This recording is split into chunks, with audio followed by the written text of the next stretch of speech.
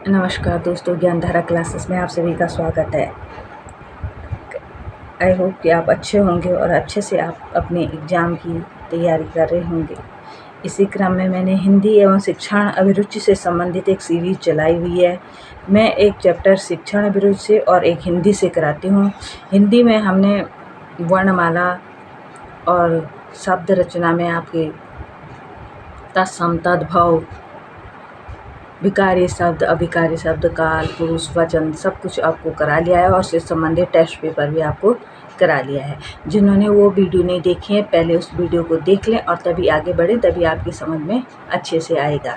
तो शब्द रचना में अब हमारा आज होगा। इस बीच में मैं शिक्षण अभिरुचि के चैप्टर करा लेती हूँ। शिक्षण अभिरुचि में जो टीचिंग से संबंधित एग्जाम की तैयारी कर रहे हैं तो उनके लिए शिक्षण अभिरुचि से संबंधित ऑल सब्जेक्ट के लिए बहुत ज़रूरी है। 30 नंबर के क्वेश्चन ऑल सब्जेक्ट से आते ही, सबके लिए एक ही आते हैं और जो 70 मार्क्स के क्वेश्चन होंगे वो आएंगे आपके जो सब्जेक्ट आपने जिस सब्जेक्ट में आप तैयारी कर रहे हो।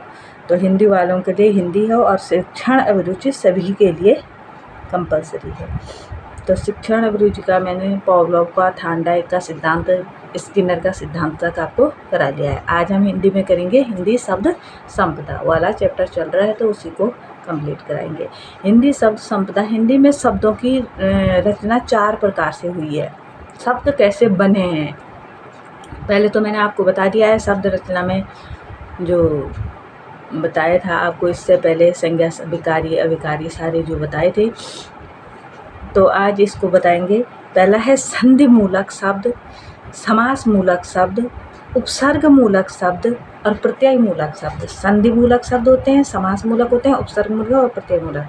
संधि मूलक होते हैं जो संधि, जो 2 वर्णों के मेल से जो शब्द बनते हैं, जो 2 वर्णों के मेल से अलग वर्ण बनता है, विकार आता है, उसको संधि मूलक। समास में 2 शब्दों का मेल होता है, 2 शब्दों के मेल से अलग शब्द बनता है तो होता है समास मूलक। उपसर्ग हमेशा शब्दों के आगे लगे होते हैं और तब एक शब्द रचना होती है। एक उपसर्ग और एक शब्द मिलकर के एक अलग शब्द बनाते हैं तो उपसर्ग होते हैं। प्रत्यय हमेशा शब्दों के पीछे लगते हैं तो वो अलग शब्द बनाते हैं तो हो जाएंगे प्रत्यय मूलक। ये याद रखना है कि उपसर्ग शब्दों के आगे लगते हैं और प्रत्यय शब्दों के पीछे लगते हैं। अब सबसे पहले हम करेंगे संधि। संधि क्या होता है? 2 वर्णों के मेल से जो विकार होता है, 2 वर्ण के मेल से जब 2 वर्ण आपस में मिलते हैं और उनमें विकार होता है, मतलब एक तीसरा वर्ण बनता है, तब उसे हम क्या कहते हैं? संधि। वर्णों और शब्दों में ध्यान रखना, शब्द अलग चीज़ है, 2 वर्णों के मेल से एक शब्द बनता है और वर्ण अलग होता है, जो वर्णमाला में मैंने वर्ण आपको बताए हैं। अब पहले शब्द का अंतिम वर्ण, पहले शब्द का जो अंतिम वर्ण होगा और दूसरे शब्द का पहला वर्ण मिलकर के तीसरा वर्ण बनाते हैं तो उसको बोलते हैं संधि। तो पूछा जाएगा, पहले कई बार क्वेश्चन ऐसे भी पूछे जाते हैं कि पहले वर्ण का अंतिम वर्ण है, दूसरे वर्ण का पहला वर्ण मिला करके क्या बनाते हैं? संधि या समास, उपसर्ग, प्रत्यय, ऐसे कुछ दिया होगा 4 ऑप्शन में। तो ये ऐसे परिभाषाएं भी छोटी छोटी याद रखनी जरूरी होती है। तो जैसे पहले, जैसे देव का पहले शब्द का अंतिम वर्ण, देव का अंतिम वर्ण क्या है? वो में क्या लगी होती है? प्रत्येक जो व्यंजन शब्द होते हैं उनके साथ स्वर मिले होते हैं, तो वो में क्या लगी है? ओ हो गया, देव का ओ हो गया। और दूसरे शब्द का पहला वर्ण, तो ये क्या है? आ। ओ और आ मिल करके बना, वो में लगा देवालय, देव धन आलय बराबर देवालय। पहले शब्द का जो अंतिम था तो अंतिम का हमने वो लिया, तो वो में क्या लगा होता है? जितने भी व्यंजन शब्द होते हैं जो हलंत नहीं होते हैं, जैसे वो अगर हलंत होगा तो इसमें ओ नहीं लगी होगी, तब इसमें ओ नहीं जोड़ेंगे बल्कि इस वो को ही लेंगे। लेकिन जब हलंत शब्द नहीं होगा, कोई भी ऐसे हलंत नहीं होंगे, तो वो उसमें व्यंजन लगे होते हैं, तो उसका जो उसमें स्वर लगे होते हैं, जो व्यंजन वर्णों में प्रत्येक में स्वर, जैसे को अगर को लिखा होगा तो ये ओ, इसका ओ लेंगे हम, और अगर को हलंत होगा तब उसमें ओ नहीं होगा, तब वो को ही उसको बोलेंगे। तो जैसे देवधन आलय देवालय, मनोधन योग, मनोह का पीछे देखो नौ नहीं लेंगे, इसके पीछे विसर्ग लगे हैं तो विसर्ग को लेंगे और ओ हो जाएगा तो मनोह योग हो जाएगा। अगला है, अब संधि के नियमों द्वारा मिले वर्णों को फिर संधि के नियमों द्वारा मिले वर्णों को फिर मूलावस्था में ले जाना संधि विच्छेद कहलाता है। उन जैसे दो वर्ण आपस में मिले और तब उनमें संधि हुई और तीसरा उन्होंने वर्ण बनाया तो उसको बोलते हैं संधि। लेकिन दो वर्णों को उनको अलग अलग करना, उसकी मूलावस्था में ले जाना, उसको बोलते हैं संधि विच्छेद। विच्छेद का नाम है अलग करना। तो जैसे परीक्षार्थी दो अलग अलग शब्द हैं तो दो सार्थक शब्द होने चाहिए, जो अलग अलग करने पर भी सार्थक शब्द बनने चाहिए। तो परीक्षा धन अर्थी, परीक्षा धन अर्थी, छ का आ हो जाएगा, ओ का ओ हो जाएगा, तो ओ आ को मिला के आ हो गया तो परीक्षार्थी हो गया। तो ये होगी, इसको संधि विच्छेद हम कहेंगे। जो ये परीक्षा धन अर्थी है इसको संधि विच्छेद कहते हैं, और जब इन दोनों को मिलने पे ये शब्द बनता है तो इसको हम संधि कहते हैं। अब संधि के तीन भेद होते हैं। संधि के कितने भेद होते हैं? तीन। एक स्वर संधि हो गया, एक व्यंजन संधि हो गया और एक विसर्ग संधि हो गया। स्वर, व्यंजन और विसर्ग, जब दो स्वरों का मेल होता है, अगर स्वर के बाद स्वर ही आए, जैसे ओ के बाद आ आया, ई आया, ऊ आया, ए आया, मतलब अंग ओ तक स्वर आपने पढ़ लिए होंगे, तो अगर स्वरों के बाद स्वर ही आए तो उसको स्वर संधि कहते हैं। स्वर के बाद स्वर आने पर जो विकार होता है उसको स्वर संधि कहते हैं। और व्यंजन संधि क्या होती है? अगर स्वर के बाद पहले व्यंजन आना चाहिए, स्वर के बाद नहीं। स्वर के बाद स्वर आवे तो स्वर ही होता है, लेकिन पहले व्यंजन आ गया और व्यंजन के बाद चाहे स्वर आए चाहे व्यंजन आए तो वो व्यंजन संधि होगी। और विसर्ग संधि होगी, विसर्ग के बाद चाहे स्वर आए चाहे व्यंजन आए तो वो विसर्ग संधि होगी। उसको मैं व्यंजन और विसर्ग को अच्छी तरह बाद में कराऊंगी, पहले हम स्वर संधि को देख लेते हैं। अब स्वर संधि, स्वर के बाद स्वर आने पर जो विकार होता है, उसको हम बोलते हैं स्वर संधि। कैसे? देखो, स्वर प्लस स्वर संधि हो जाएगा। जैसे धन आत्मा महात्मा, महा में भी आ आया स्वर हुआ, आत्मा में भी आ आया स्वर हुआ और उसको मिला करके आई हुआ, हो में आ की मात्रा लगी तो महात्मा हो गया। ओ आ का, अब ये आगे तो मैं बताऊंगी कि ये कैसे महात्मा हुआ। देव धन आलय, देव में ओ आया, देव में क्या आया? ओ, तो ओ स्वर हुआ, आ स्वर हुआ और ये देवालय, स्वर के बाद स्वर आया तो स्वर ही होगा, देवालय हो जाएगा आपका। अब स्वर संधि के कितने भेद होते हैं? स्वर संधि के होते हैं 5 भेद। दीर्घ संधि, गुण संधि, वृद्धि संधि, याण संधि और अयादि संधि। दीर्घ, गुण, वृद्धि, याण और अयादि संधि। इस तरह से आपने लाइन वाइज याद करनी है, तो ये चीज़ आपको याद करने में आसानी होगी कि दीर्घ के बाद गुण आएगा, गुण के बाद वृद्धि आएगा, वृद्धि के बाद याण और फिर अयादि संधि। अगर आप इस क्रम में लिखोगे, लिखने को तो आप ऊपर नीचे भी लिख सकते हो कि पहले गुण लिख दिया फिर, लेकिन अगर आप इस क्रम में लिखोगे, इस क्रम में पढ़ोगे तो आपको ये चीज़ याद रखने में आसानी होगी। देखो, पहले आ ई ऊ, फिर ए आई आ गया, ए आई आऊ और योर लो बाद में, व्यंजन बाद में आया। तो अगर आप इस तरह से लिखोगे दीर्घ, गुण, वृद्धि, याण, अयादि, तो आपको याद करने में आसानी होगी। ये मैं अभी बताती हूँ कैसे आपको आसानी इसमें होगी।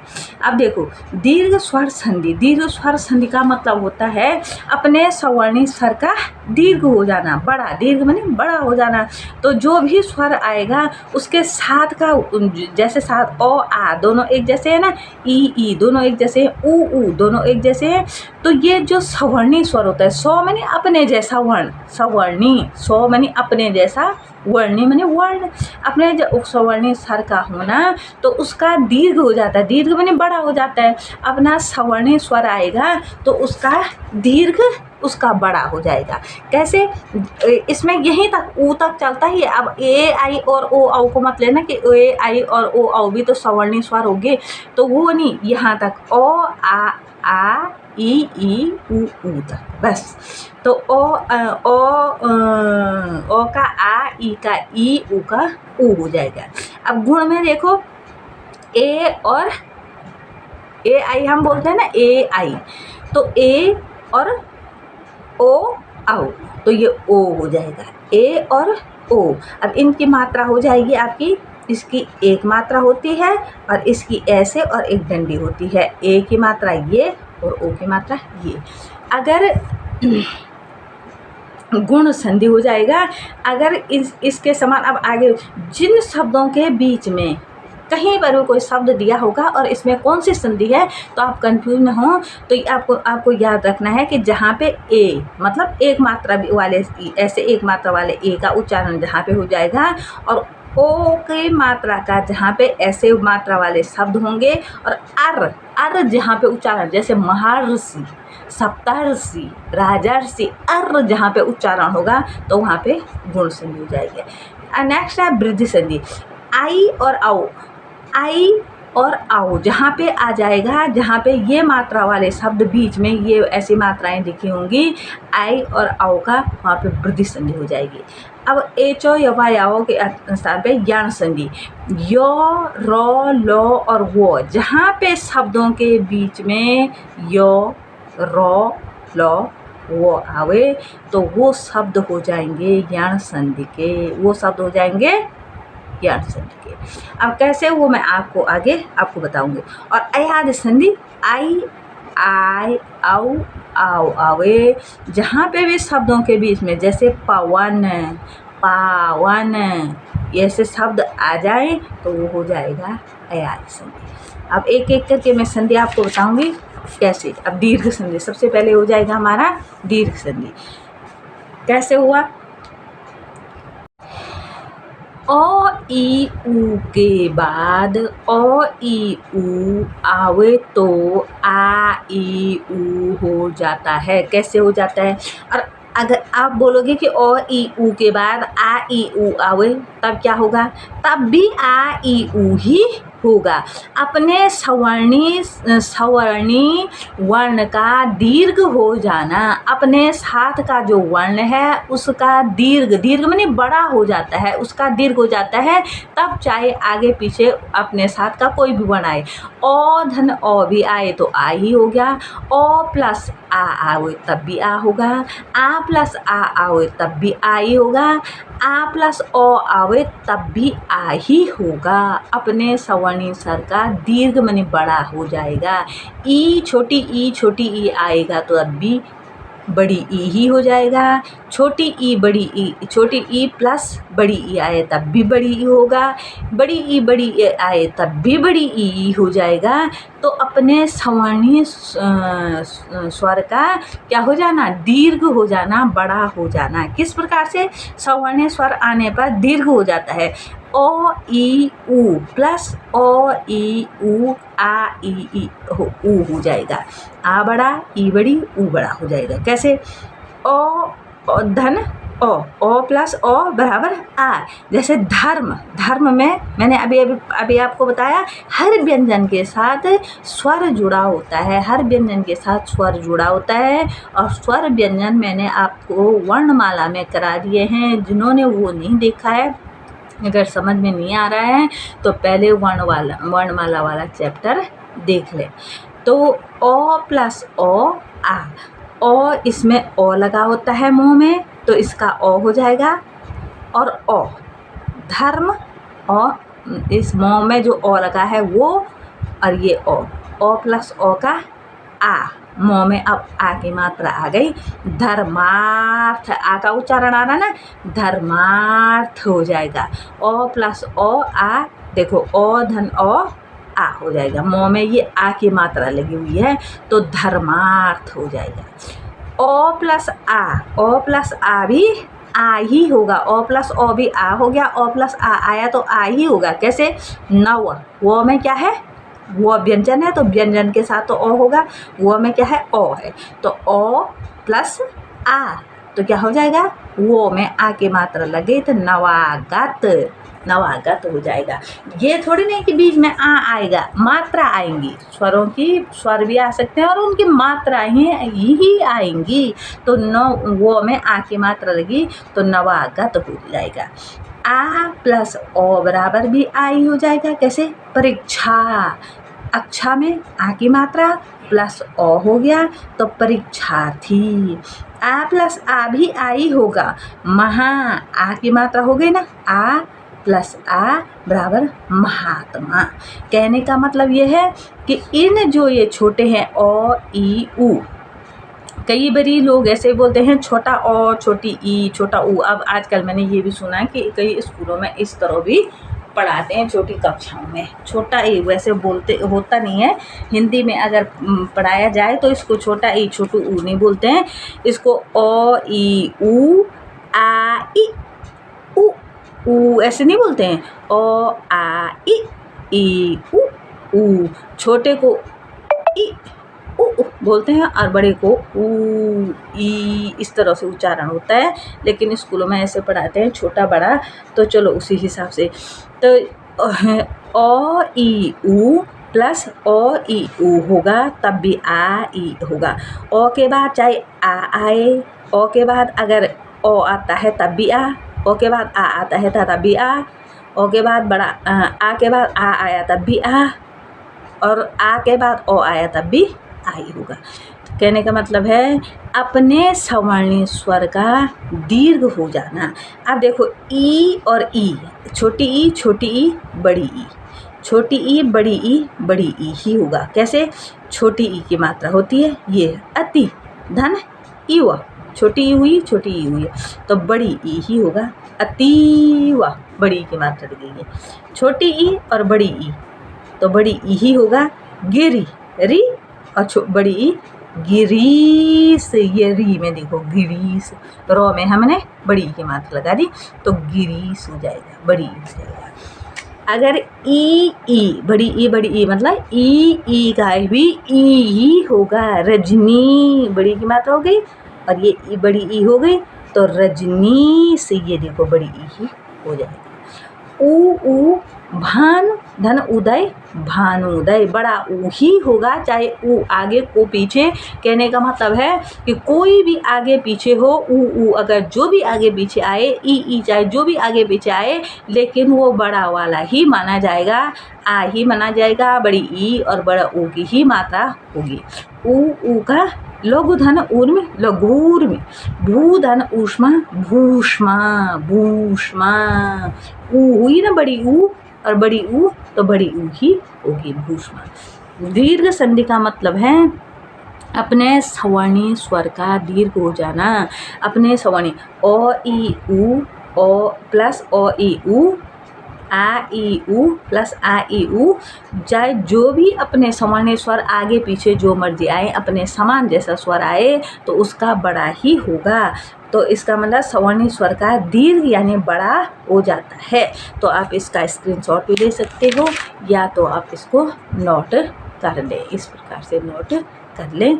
आई होप कि आपकी समझ में दीर्घ संधि अच्छे से आ गई होगी। अगर ना आए तो कमेंट जरूर करना। अगला है, दूसरा है गुण संधि। अब गुण संधि क्या होती है? देखो ओ आ ई ऊ तक तो हमने आपको बता दिया है। अब है री से लेकर के ए, आई बाद में आएगा और औ बाद में आ जाएगा तो री ए और औ हो जाएगा। गुण संधि का मतलब होता है अगर ओ आ के बाद, आगे का ओ आ है, ओ आ के बाद अगर ई आवे तो ओ आ के बाद, अब ओ आ के बाद समान स्वर का तो बता दिया मैंने कि अपना सवर्णी स्वर आए तो दीर्घ हो जाएगा।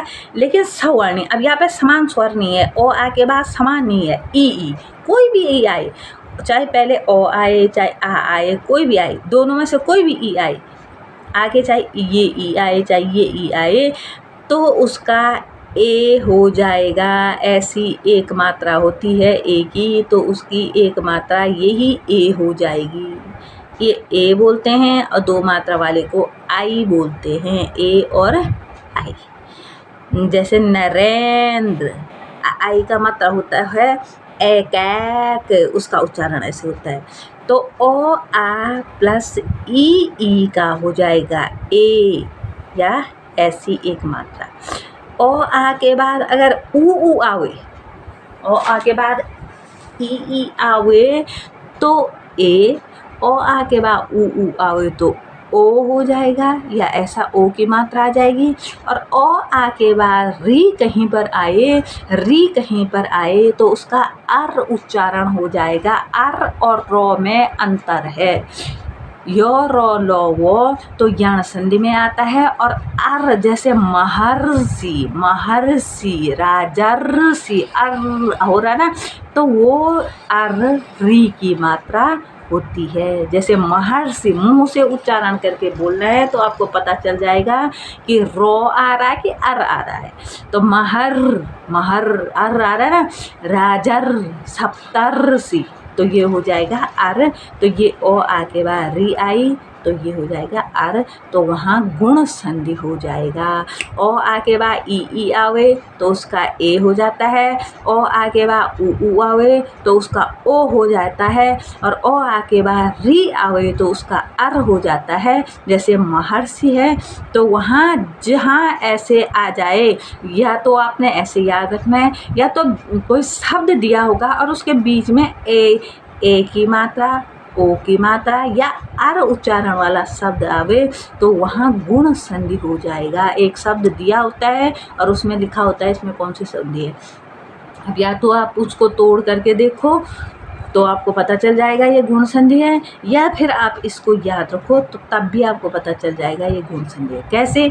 जैसे नरेंद्र शब्द दिया होगा, नरेंद्र, तो अगर आपको याद है कि बीच में ए की मात्रा आई तो ये गुण संधि है। ओ की मात्रा दयोर में दिया होगा, ओ की मात्रा आई, ये भी गुण संधि है। और महर अर का प्रयोग आए तो ये गुण संधि है। तो आपने मेन अगर याद करना है तो आप रख सकते हो याद, ए ओ अर वाले जो शब्द आए, ए ओ अर गुण संधि, ए ओ अर गुण संधि हो जाएगा। तो अगर आपको ऐसे याद नहीं रहता तो तोड़ के देखना है। नरेंद्र शब्द आया होगा तो आपने तोड़ना है नरेंद्र, नर धन इंद्र, नर धन इंद्र, नर का रो, ओ आया और ई, ओ के बाद ई आवे तो उसका आई हो जाता है तो गुण संधि हो जाएगी। आ के बाद ई आवे, आ के बाद ई आवे, और आ के बाद अगर ई आवे तो उसका आई ए हो जाता है तो राजेंद्र। आ के बाद अगर ओ आ के बाद ऊ आवे तो उसका ओ हो जाता है तो आ, दया में आ और ये ऊ, दयोर में ओ हो गया ना, ओ दयोर में। पर में ओ, रो का ओ और ऊ, ओ प्लस ऊ ओ, देख लो परोपकार। नव का ओ और ये क्या हो जाएगा ऊ, रो में ऊ की मात्रा लगी ना, रूड़ा, नोड़ा, ओ हो जाएगा। तो अगर ये देख लो ए ओ के शब्द हों तो वो गुण संधि, या तो आप ऐसे याद रखोगे या फिर इनको तोड़ करके देखोगे कि ओ आ के बाद ई, ओ आ के बाद ऊ और ओ आ के बाद री जहाँ भी आवे तो वहाँ पे गुण संधि होगी। अब री कैसे? जैसे महाधन ऋषि, महा आ के बाद री सी तो महर्षि, सप्त तो का ओ और री तो सप्तर्षि, अर का उच्चारण हो रहा है तो ये हो जाएगा आपका गुण संधि, गुण संधि। अब ये ऐसे भी याद रख सकते हो, जहाँ भी बीच में मैंने अभी बता दिया ए आए या आओ आए या अर वाले शब्द आवे तो वहाँ गुण संधि होगी। या तो आप ऐसे याद रखना या तो आप ऐसे याद रखना और इसका स्क्रीनशॉट ले लेना। अगला नेक्स्ट है वृद्धि संधि, वृद्धिरेचि, जिसका सूत्र होता है वृद्धिरेचि। वृद्धि संधि, वृद्धि संधि का मतलब होता है कि जैसे दीर्घ में था ना कि अपने सवर्णीय स्वर का दीर्घ हो जाना, अपने सवर्णीय स्वर का दीर्घ हो जाना, दीर्घ माने बड़ा होना, लेकिन यहाँ पे सवर्णी आया था। सवर्णी याद रखना, अपने सौ माने समान वर्ण का दीर्घ हो जाना। वृद्धि में भी बड़ा ही होता है, वृद्धि में भी बड़ा होता है, लेकिन अपने सवर्णी स्वर नहीं है, अलग वर्ण का है। जैसे ओ आ के बाद ए आई आवे ओ आ के बाद चाहे ए आवे चाहे आई आवे, लेकिन होगा आई ही। जहाँ भी आई और औ वाले शब्द हों, आई और औ वाले शब्द या ऐसी मात्रा वाले शब्द हों, तो वहाँ वृद्धि संधि होगी। पहला नियम तो ये है। दूसरा आप याद रख सकते हैं, ओ आ के बाद ए आई आवे, ओ आ के बाद कोई भी आए, चाहे ए आए, आई आए, पहले आए बाद में आए, उसके बाद ओ आ के बाद आना चाहिए, तो उसका आई होगा। ओ आ के बाद ओ आओ आवे, ओ भी आवे चाहे आओ भी आवे, ओ के बाद ओ आओ आवे, तो उसका आओ हो जाएगा, चाहे जो भी पहले आए। अब कैसे, ओ आ के बाद ए आया तो उसका आई कैसे हुआ, एक धन एक एक एक, एक में ओ और ये ए, ओ ए आई, कैक, ये देखो आई की मात्रा लगी हुई है, ओ आई आई। जैसे मत ओ हो गया, ये आई हो गया, मत मतैक्या, मतैक्या आई हो जाएगा, मतैक्या, तो में आई की मात्रा लग गई, मतैक्या हो गया। आ ए, सदा आ के बाद ए आया तो ये आई ही होगा, सदैव। ओ आ के बाद चाहे जहाँ भी ए आई आवे तो उसका बड़ा आई ही होगा। या तो आप ऐसे याद रखना, या तो जहाँ भी आई और आओ, आई और आओ आवे, ये दो मात्रा वाले, आई की भी दो मात्रा होती है, आओ की भी दो मात्रा होती है, और गुण संधि में ए की एक मात्रा होती है, ओ की भी एक मात्रा होती है, इसका डिफरेंस अंतर कर लेना। तो जहाँ भी ऐसे शब्द आवे वहाँ वृद्धि संधि होगी। वृद्धि माने वृद्धि होना, उससे बड़ा होना, वृद्धि होना। ओ धन ओ बराबर आओ, दंत धन ओष्ट दंतोष्ट, आओ आया ना, आओ की मात्रा दंतोष्ट, तो में आओ की मात्रा लगी है तो दंतोष्ट हो जाएगा। ओ धन आओ बराबर, फिर भी आओ हो गया, परम का ओ हो गया, ये आओ हो गया, तो मों में आओ की मात्रा लगी, परमोषध, ये आओ, इसमें आओ की मात्रा लगी तो परमोषध हो गया। आ धन ओ आओ, कोई भी आए, आ के बाद ओ आए चाहे आओ आए, आओ ही हो गया। जैसे महा आ ओज, महोज, महा औषध, महोषध, तो ये हो जाएगा आपका वृद्धि संधि। वृद्धि संधि, गुण संधि और दीर्घ संधि आपको अच्छे से समझ में आ गई होगी। आई होप कि अगर ना आए तो कमेंट करके ज़रूर बताना। इसके बाद कहीं भी बीच में आई या आओ आवे, ये भी मैं आपको साथ में बता रही हूँ, कहीं भी बीच में आई या आओ आवे तो आने वाले शब्द हों तो वृद्धि संधि होगी, वृद्धि संधि होगी। जैसे कहीं पे लिखा होगा एक एक, तो आपको पता है कि आई की मात्रा वाले शब्द क्या होते हैं, वृद्धि होती है। दंतोष्ट, तो ये इसकी ये वाले शब्द क्या होते हैं, ओ नहीं आओ की, तोष्ट, तो ये आओ की मात्रा वाले शब्द क्या होते हैं, वृद्धि होती है। आई और आओ की मात्रा वाले जहाँ जो भी शब्द आवे जिसमें ये और ये मात्रा बीच में लगी हो, शब्द के कहीं भी बीच में लगी हो, तो आपने फटक से जान लेना है कि वहाँ वृद्धि संधि होगी। परमोषध लिखा है कौन सी संधि है, तो आपको पता है ये आओ की मात्रा लगी है, इसमें आओ की मात्रा लगी है मों में, तो ये वृद्धि संधि है, सीधी सीधी बात है। और अगर ऐसी नहीं आती है तो तोड़ करके परम धन औषध, परम धन औषध, परमोषध, परम में ओ और औषध का ओ हो जाएगा तो परमोषध हो जाएगा अपने आप। अगर ऐसे याद रखना है, चाहे ऐसे याद रखना है, तो ये हो जाएगा। जहाँ ये आए ऐसी मात्रा वाले आ जाए, ए ओ और आर आवे तो वहाँ गुण संधि, जहाँ आई आओ आवे तो वहाँ वृद्धि संधि, जहाँ अपने सवर्णी स्वर का बड़ा आए, आ बड़ी ई और बड़ा ऊ वाले शब्द आए तो वहाँ दीर्घ संधि होगी। ये 3 संधि आपको कंप्लीट हो गई होंगी। अब नेक्स्ट वीडियो में पढ़ाएंगे, नहीं तो वीडियो लंबी हो जाती है। यण संधि और अयादि संधि और फिर व्यंजन और विसर्ग संधि में आपको अच्छे से समझाऊंगी। तो नेक्स्ट, अगर आपको मेरी वीडियो पसंद आती हैं तो ज़रूर लाइक करना, अपने ज़्यादा से ज़्यादा दोस्तों में इसको शेयर करना, और जो मेरे चैनल पर नए आए हैं चैनल को सब्सक्राइब करना, और उसको जो शिक्षण अभिरुचि वाला चैप्टर है उसको भी ज़रूर देखना। नेक्स्ट टाइम, अब नेक्स्ट वीडियो। धन्यवाद दोस्तों।